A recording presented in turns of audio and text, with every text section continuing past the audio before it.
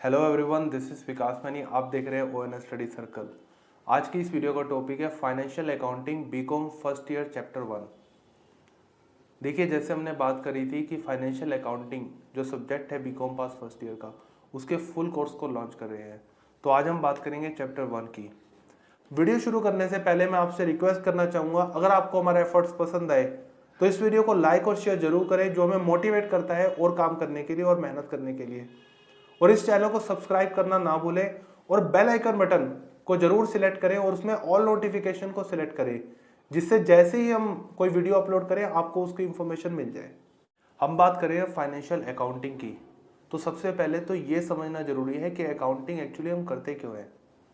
अब जैसे मान लीजिए आप एक प्रोडक्ट खरीदते हैं, एक सामान खरीदते हैं, 10 रुपये में आपने खरीदा और 15 रुपये में आपने बेच दिया।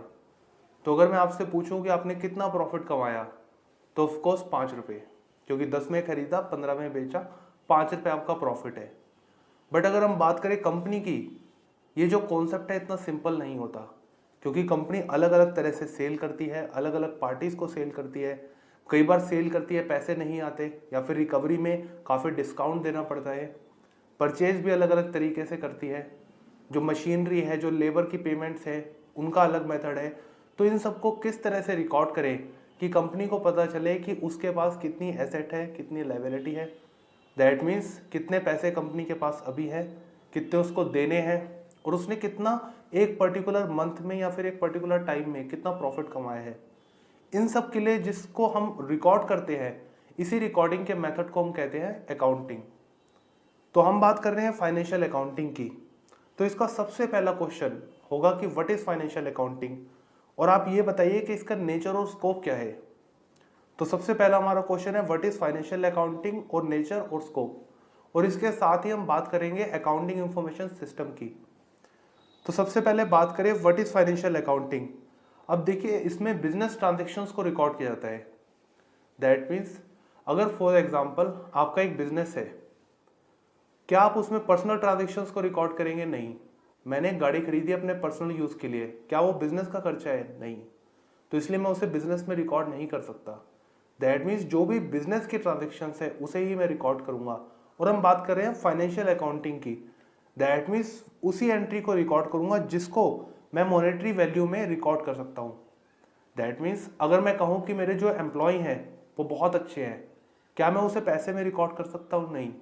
बट सेल है इस महीने 2 लाख की हुई है, ऑफकोर्स ये एक नंबर है, मैं इसे रिकॉर्ड कर सकता हूँ। तो सिर्फ जो मॉनेटरी ट्रांजेक्शन है उसे ही रिकॉर्ड किया जाता है। और हम इसको रिकॉर्ड क्यों करते हैं? रिकॉर्ड करते हैं, जैसे हमने बात करी, कि इससे हमें पता लगता है कि कितना प्रॉफिट हुआ है, कितना लॉस हुआ है। अब इसमें यह भी पता लगता है कि फाइनेंशियल पोजीशन क्या है। फाइनेंशियल पोजीशन कैसे पता लगती है? अब जैसे मान लीजिए एक को प्रॉफिट हुआ है 10 रुपए का, दूसरे को प्रॉफिट हुआ है 5 रुपए का। बट दूसरे के पास, जिसको 5 रुपए का प्रॉफिट हुआ है, उसके पास 20 रुपए की एसेट ज्यादा है, मतलब 20 रुपए का उसके पास सामान ज्यादा है। तो अब देखें, जिसके पास 5 रुपए का प्रॉफिट है वो इस वक्त ज्यादा बेनिफिशियल स्टेट में है, क्योंकि उसके पास जो एसेट है, जो उसके पास संपत्ति है जिसे हम कहते हैं, वो ज्यादा है। तो दैट मीन्स प्रॉफिट के साथ साथ ये भी देखा जाता है कि आपके पास इस वक्त क्या है। जैसे फॉर एग्जाम्पल आप अगर सैलरी अर्न कर रहे हैं, तो सैलरी अर्न करने के साथ साथ आपके पास कुछ होल्डिंग्स भी हैं। जैसे आपके पास एक घर है, आपके पास एक बाइक है, तो वो भी आपके एसेट्स है। तो इसीलिए अगर हम बात करें फाइनेंशियल अकाउंटिंग की, ये हमें बताता है कि एक पर्टिकुलर महीने में या फिर साल में कितना प्रॉफिट कमाए या फिर कितना लॉस हुआ, और कितनी एसेट्स आपके पास है, कितनी लायबिलिटीज आपके पास है। तो फाइनेंशियल पोजीशन भी बताता है। अब बात करते हैं इसका नेचर और स्कोप क्या होता है। देखिए, नेचर का मतलब क्या है? नेचर का मतलब है क्वालिटी। कई बार हम कहते हैं कि ये तो मेरे नेचर में है, दैट मीन्स ये मेरी क्वालिटी है बाय डिफॉल्ट, ऐसा मैं करता हूँ। तो ऐसे ही अगर हम बात करें फाइनेंशियल अकाउंटिंग की, इसका नेचर, इसकी क्वालिटी क्या है? सबसे पहले क्वालिटी, जैसे हमने बात करी कि ये बिजनेस ट्रांजेक्शन्स को ही रिकॉर्ड करता है, तो जो पर्सनल ट्रांजेक्शन्स है उसको इसमें हटा दिया जाता है। मॉनेटरी ट्रांजेक्शन्स को रिकॉर्ड करता है। नॉन मॉनेटरी ट्रांजेक्शन, जिसको हम फाइनेंशियल फिगर में नहीं देख सकते, उसको ये रिकॉर्ड नहीं करता। और सबसे बड़ी क्वालिटी इसकी है कि ये चीज़ों को समराइज करता है। जैसे मैंने एक पर्टिकुलर मंथ में 1000 पार्टीज को, 1000 कस्टमर को सेल किया, तो मुझे 1000 कस्टमर की जितने भी इन्वॉइसेस हैं उसको टोटल करने की जरूरत नहीं है। मैं ये देख सकता हूँ कि एक पर्टिकुलर डे में, एक पर्टिकुलर मंथ में कितनी सेल करी है, कितना अमाउंट मुझे रिकवर हो चुका है सेल करने से, कितना कैश सेल किया है, कितना उधार में सेल किया है, ये सारी चीज़ें मैं देख सकता हूँ। क्योंकि ये रिकॉर्ड नहीं करता, रिकॉर्ड करने के साथ साथ चीज़ों को समराइज भी करता है। क्योंकि देखिए, अगर अकाउंटिंग की बात करें, पूरी बुक लिखने से अच्छा है कि एक पेज पर हम अकाउंटिंग को देख सकते हैं।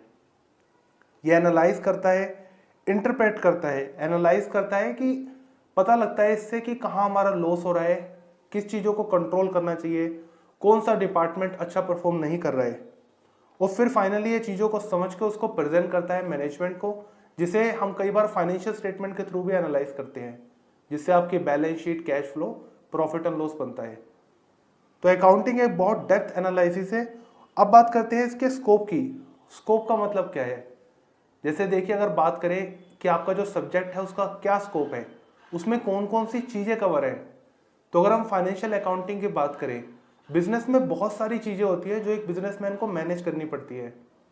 अगर हम बात करें फाइनेंशियल अकाउंटिंग की, इसका स्कोप क्या है, ये कौन कौन से बिजनेस के एरिया को कवर करता है या फिर उसे टच करता है। सबसे पहले कि बिजनेस ट्रांजेक्शन्स को रिकॉर्ड कर लेता है। तो जो बिजनेसमैन है उससे अलग से उसके लिए परेशानी नहीं लेनी पड़ती कि वो कहीं दोबारा उसको रिकॉर्ड करे। सारी बिजनेस ट्रांजेक्शन्स को ये रिकॉर्ड करता है। जैसे हमने बात करी कि मॉनेटरी वैल्यू को ही रिकॉर्ड करता है और उसको फिल्टर कर देता है। तीसरा, रिकॉर्डिंग का इसका एक वेल डिफाइंड सिस्टम है। वेल डिफाइंड सिस्टम कैसे है? आप देखिए, आप कुछ भी सामान खरीदने जाएं, उसके साथ आपको एक स्लिप दी जाती है। फॉर एग्जाम्पल, आप किसी दुकान में जाएं, आपने जूते खरीदे, जूते के साथ आपको एक स्लिप दी जाएगी जिसे हम कहते हैं इनवॉइस।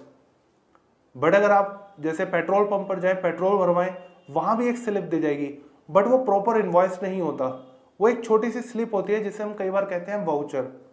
तो दैट मीन्स या तो हमें इनवॉइस मिलेगा या फिर हमें वाउचर मिलेगा जब भी हम कुछ खरीदते हैं। और ऐसे ही सेम चीज़ें रिपीट होती है जब हम कुछ बेचते हैं।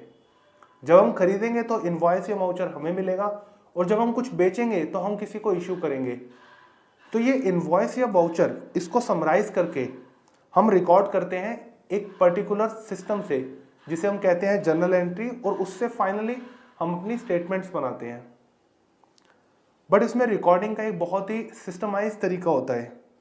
सबसे पहले हम इसमें डेट वाइज रिकॉर्डिंग करते हैं। ऐसा नहीं है कि आज 1 तारीख का रिकॉर्ड कर रहे हैं, कल 5 तारीख का रिकॉर्ड कर रहे हैं, अगली बार 3 तारीख का रिकॉर्ड कर रहे हैं। नहीं, डे वाइज इसमें रिकॉर्डिंग होती है। और इसमें रीज़न मेंशन किया जाता है। जैसे फॉर एग्जांपल, मैंने शाम को आज के दिन में 10,000 की पेमेंट करी। क्या ये इनफ है? नहीं। बट पेमेंट क्यों करी? क्योंकि मैंने उससे 10,000 का सामान उधार पर पहले खरीदा था। किस डेट पर खरीदा था वो भी मेंशन होगा। दूसरा, इसमें टाइमली एंट्री की जाती है। ऐसा नहीं है कि जनवरी की एंट्री आप दिसंबर में कर रहे हैं। जनवरी की सारी एंट्री जनवरी तक कंप्लीट हो जाती हैं, 1-2 दिन ऊपर नीचे हो सकते हैं। तो ये तो बात हो गई इसके स्कोप की। अब इसके थोड़ा सा इसको इन डेप्थ समझते हैं। इसका सबसे बड़ा स्कोप का बेनिफिट होता है क्लासिफिकेशन।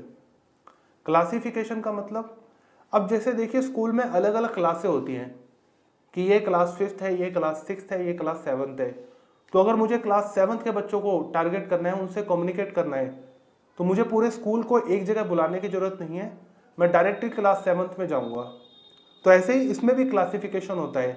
जैसे अगर मुझे देखना है कि कंपनी ने कितना रेंट पे करना है इस महीने, तो रेंट की सारी एंट्री एक तरफ होगी, मैं उसको क्लासिफाइड करके देख सकता हूँ। सैलरी कितनी पे करनी है वो सब देख सकते हैं, क्योंकि सैलरी का अलग से अकाउंट बनता है। दूसरा, इसके सबसे बड़ा बेनिफिट है समराइजेशन। इसमें यह पता लग जाता है कि टोटल एक्सपेंस कितने हुए एक पर्टिकुलर पीरियड में, लेट से 1 महीने में या फिर 1 साल में। उस पर्टिकुलर पीरियड में कितनी सेल हुई है, कितना आपने उधार में माल खरीदा है, कितना उधार में बेचा है, टोटल कितना प्रॉफिट है, टोटल एसेट लायबिलिटी कितनी है।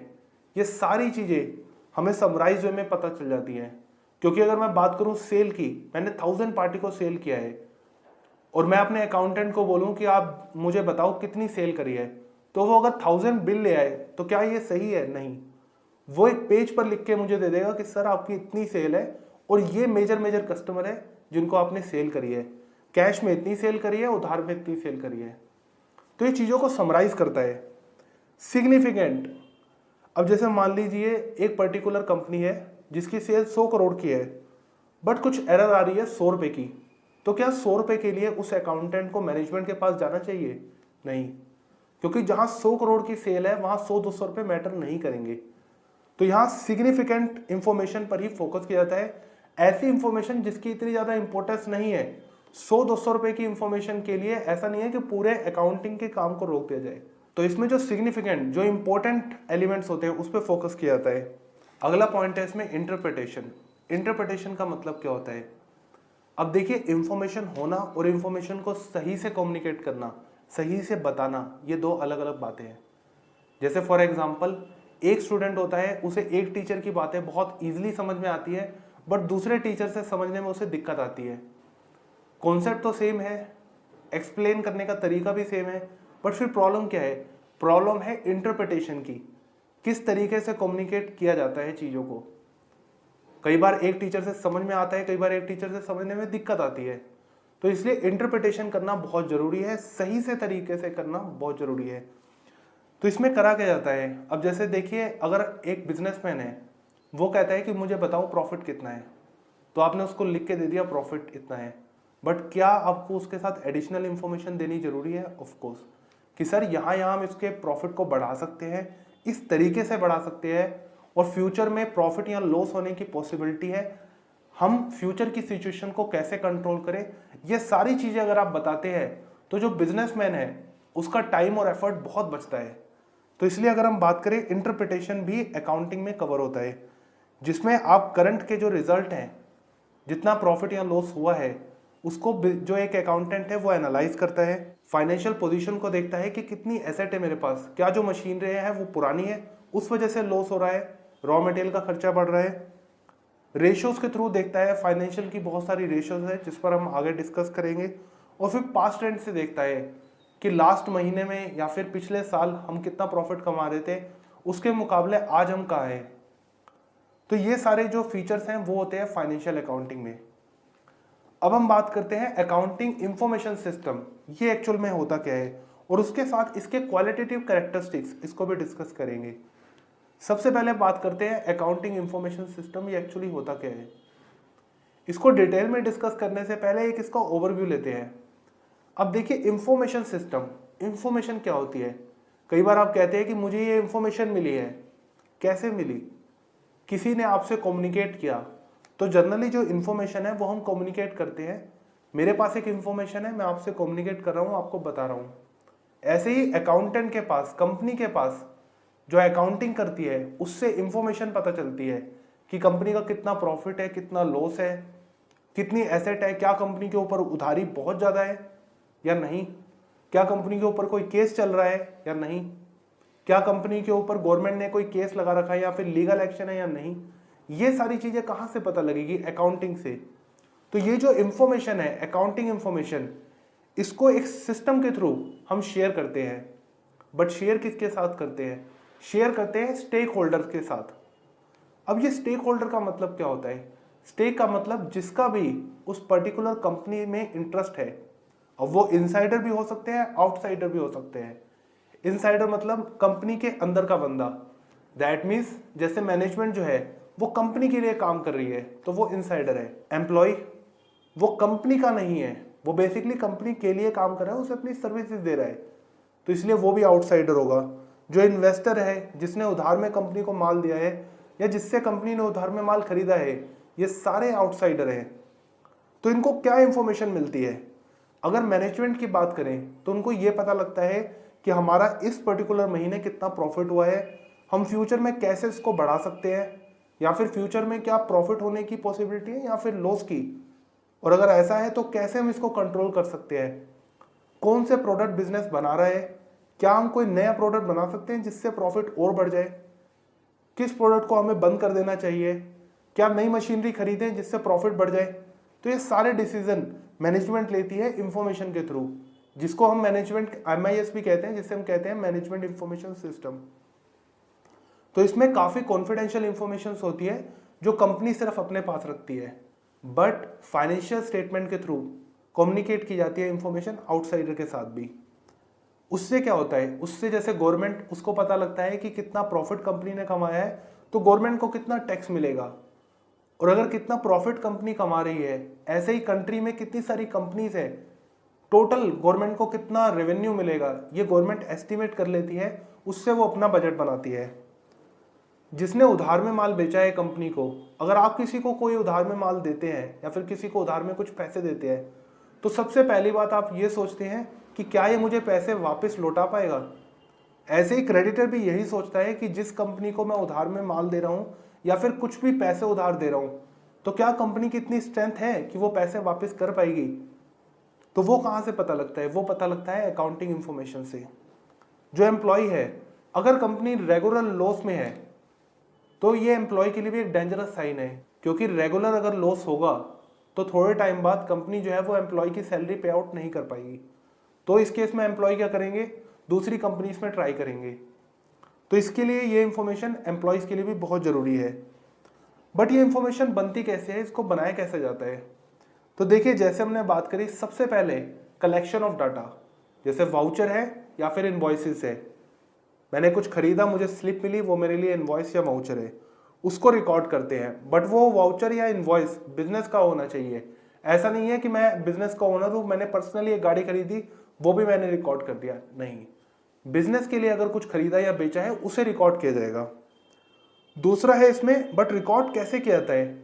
अब देखिए, कुछ चीजें हैं जो इसमें मानी गई है कि ऐसे होता है, और क्या सिस्टम है, तो जिसे हम कहते हैं अकाउंटिंग कॉन्सेप्ट एंड कन्वेंशंस।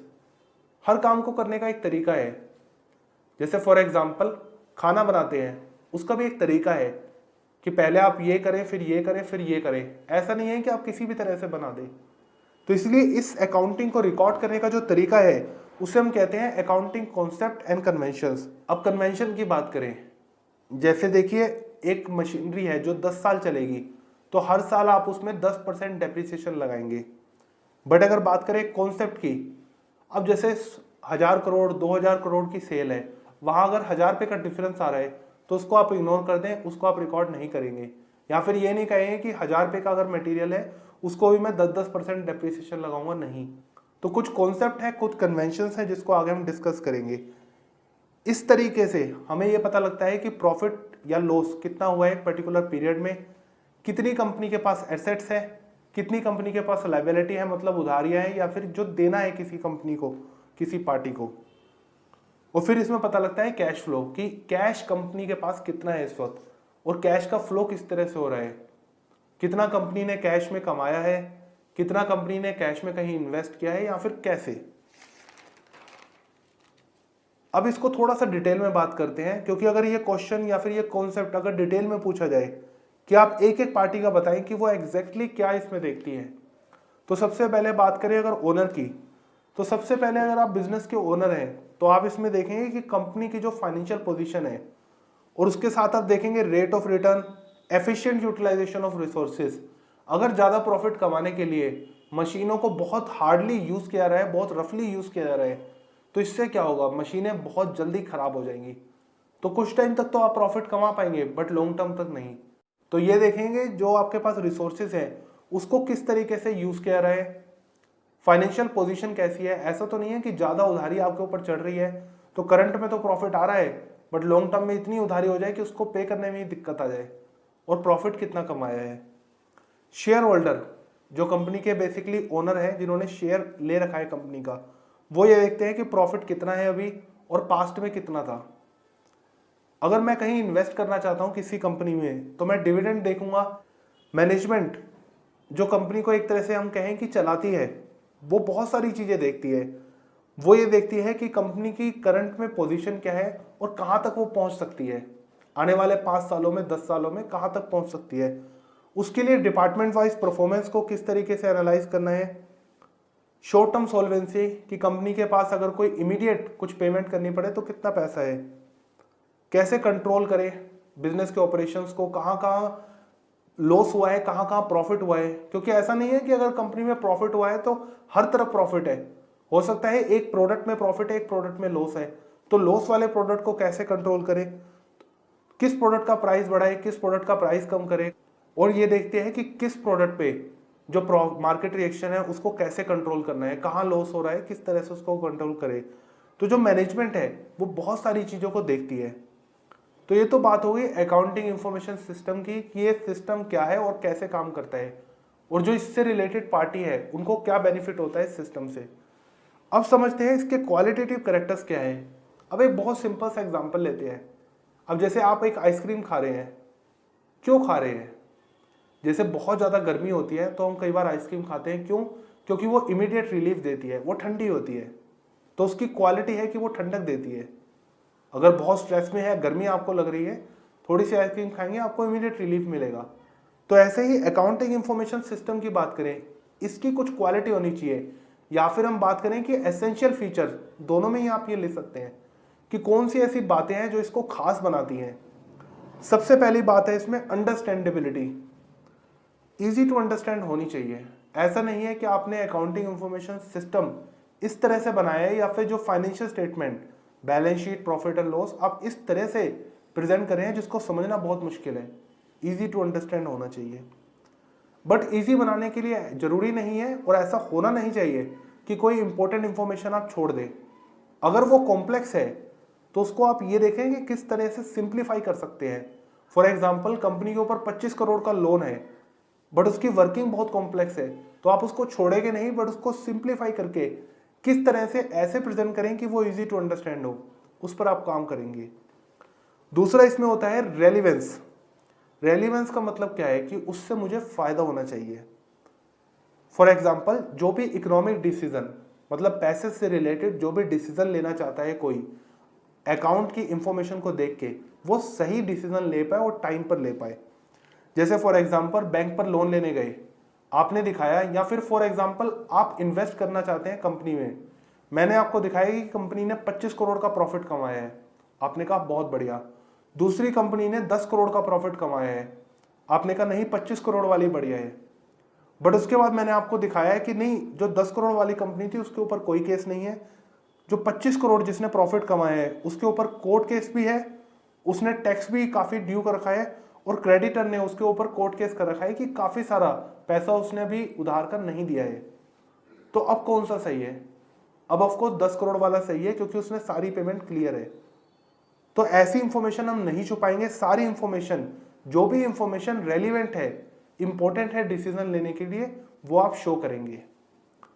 तीसरा इसमें एलिमेंट होता है रिलायबिलिटी। रिलायबिलिटी मतलब कि आप भरोसा कर सके। आप कैसे भरोसा करेंगे अकाउंटिंग इंफॉर्मेशन सिस्टम में? सबसे पहली बात कि फेथफुल रिप्रेजेंटेशन। ऐसा नहीं है कि मैं अपने हिसाब से इंफॉर्मेशन को टिक कर दूं या फिर उसमें कुछ चेंजेस कर दूं। एक फेयर तरीके से चीजों को प्रेजेंट करना होता है, और इसका एक प्रॉपर चेकिंग मेथड भी होता है। Substance over form. अब देखिए, कई बार क्या होता है कि जो सिचुएशन है वो अलग होती है, तो हर बार आपको बुकिश प्रोसेस के थ्रू नहीं चलना है, आपको सब्सटेंस ओवर फॉर्म। मतलब फॉर एग्जाम्पल, एक मशीनरी है, जनरली बोला गया है कि वो 10 साल तक चलेगी, बट अगर आप देख रहे हैं कि उसको अच्छे तरीके से मेंटेन किया गया है, वो 15 साल तक चल सकती है। तो जो आप उस पर डेप्रिसिएशन चार्ज करेंगे वो 15 साल के हिसाब से करेंगे, 10 साल के हिसाब से नहीं। तो जो बताया गया है और जो एक्चुअल में होगा, तो जो एक्चुअल में होगा उसको आप प्रायोरिटी देंगे, जिससे सही फाइनेंशियल स्टेटमेंट जो है आप प्रेजेंट करें। तीसरा इसमें होता है न्यूट्रल। अब देखिए, बिजनेस में बहुत सारी पार्टी जुड़ी होती है, जैसे गवर्नमेंट है, एम्प्लॉय है, जो क्रेडिटर है जिसने उधार में माल दिया है, जिसको आप बेच रहे हैं उधार में वो, या फिर मैनेजमेंट कंपनी की। तो ऐसा नहीं है कि किसी एक पार्टी के फेवर में स्टेटमेंट बनाई जाए। जैसे मैनेजमेंट जो है कंपनी के ओनर के फेवर में बनाती है, जिससे बैंक से लोन मिल जाए, तो ऐसा नहीं करना चाहिए, ऐसा नहीं होता। न्यूट्रल होना चाहिए, सही इंफॉर्मेशन प्रेजेंट करनी है। अनदर पॉइंट इसमें होता है प्रूडेंस। अब हर साल फॉर एग्जाम्पल जितना भी आप उधार में माल बेचते हैं, उसमें से 10% जो है वो आप रिकवर नहीं कर पाते। तो इस साल फॉर एग्जाम्पल मैंने जितना उधार में माल बेचा और मैं मान लूं कि मेरा 30% मैं रिकवर नहीं कर पाऊंगा, तो ये गलत है, क्योंकि हर साल आपका 10% डूबता है, तो यहां भी आप 10% ही रिकॉर्ड करेंगे। इस कॉन्सेप्ट को कहते हैं प्रूडेंस, जो पास्ट में आपने एक कंपनी ने एक्सपीरियंस किया है उसके बिहाफ पे समझदारी के साथ आप चीजों को रिकॉर्ड करते हैं। तो यहाँ इसमें प्रूडेंस का कॉन्सेप्ट होता है, जिसमें faithful representation, substance over form, आप न्यूट्रल रहते हैं, किसी एक पार्टी को फेवर नहीं करते, और प्रूडेंस, पास्ट एक्सपीरियंस को ध्यान में रख के जब आप काम करते हैं तो आपकी स्टेटमेंट पर रिलाई किया जा सकता है, इसीलिए इसमें रिलायबिलिटी का फीचर होता है। और इसमें कंप्लीट इंफॉर्मेशन देंगे, ऐसा नहीं है कि कोई इंफॉर्मेशन आप छोड़ देंगे और टाइम पर देंगे। 2020 की इंफॉर्मेशन मैं 2024 में नहीं दूंगा, 2020 की सारी इंफॉर्मेशन मैं 2020 में ही प्रोवाइड करूंगा। तो जब भी आप फाइनेंशियल स्टेटमेंट बनाते हैं आप उसमें लिखते हैं कि एज ऑन, कि इस डेट तक की जितनी भी इंफॉर्मेशन है वो प्रेजेंट कर दी गई है। अब ये जो इंफॉर्मेशन प्रेजेंट करी है मैं कैसे मान लूं कि वो सही है, तो आप उसको रिकॉर्ड्स के थ्रू एक ऐसा सिस्टम बनाएंगे जिससे वेरीफाई कर सके। फॉर एग्जांपल मैं टोटल सेल बता रहा हूं 20 लाख की, और टोटल इनवॉइसेस मैं दिखा सकता हूं कि उन इनवॉइसेस का आप टोटल करें तो 20 लाख होगा, तो ऐसे आप वेरीफाई करवा सकते हैं। अब अगर हम बात करें अकाउंटिंग इंफॉर्मेशन सिस्टम के क्वालिटेटिव कैरेक्टर्स में लास्ट पॉइंट की, वो है कंपेरेबिलिटी। कंपेरेबिलिटी का मतलब क्या होता है? कंपेयर करना। कई बार जैसे देखिए स्टूडेंट लाइफ में हम अपने मार्क्स को दूसरे स्टूडेंट से कंपेयर करते हैं। कैसे कंपेयर कर पाते हैं? क्योंकि एग्जाम सेम है, क्वेश्चन सेम है, सब्जेक्ट सेम है। ऐसे ही अकाउंटिंग की अगर हम बात करें, अकाउंटिंग के काम करने का तरीका, किस तरह से रिकॉर्ड करेगा, किस तरह से प्रेजेंट करेगा, किस तरह से चीजों को कैलकुलेट करेगा, सब कुछ सेम होता है। तो हर साल आप उसको कंपेयर कर सकते हैं अपनी पास्ट परफॉर्मेंस से, या फिर एक कंपनी अपनी परफॉर्मेंस को दूसरी कंपनी की परफॉर्मेंस से कंपेयर कर सकती है। बट इसका मतलब ये नहीं है कि हर वक्त या फिर किसी भी सिचुएशन में आप एक ही मेथड को फॉलो करेंगे। अगर कभी कुछ रूल्स एंड रेगुलेशन में चेंजेस आते हैं, गवर्नमेंट कोई नई पॉलिसी लेके आती है कि अब आपको ये नहीं ये करना पड़ेगा, तो ऑफकोर्स आपको थोड़ा चेंज करना पड़ेगा मेथड में, बट आप उसका इम्पैक्ट शो करेंगे। या फिर आपको लगता है कि अब टाइम इस तरह का है, जैसे कोरोना के केस में कुछ एक्स्ट्रॉर्डिनरी इवेंट हुए थे, तो उस केस में किस तरह से जो करंट सिचुएशन है आप बेटर प्रेजेंटेशन दे सकते हैं, उस वजह से आप चेंज करना चाहें तो कर सकते हैं। बाकी केसेस में हर साल काम करने का तरीका जो है सेम रहेगा, जिससे हम चीज़ों को बहुत ही ईजिली से कंपेयर कर सकते हैं और आने वाले लॉसेस से बच के एक सही प्रॉफिट को अर्न कर सकते हैं। तो आज की इस वीडियो में हमने बात करी फाइनेंशियल अकाउंटिंग होती क्या है, अकाउंटिंग इंफॉर्मेशन सिस्टम क्या है, ये कैसे काम करते हैं। तो मिलते हैं बहुत जल्द अगली वीडियो के साथ। Till then, thanks for watching.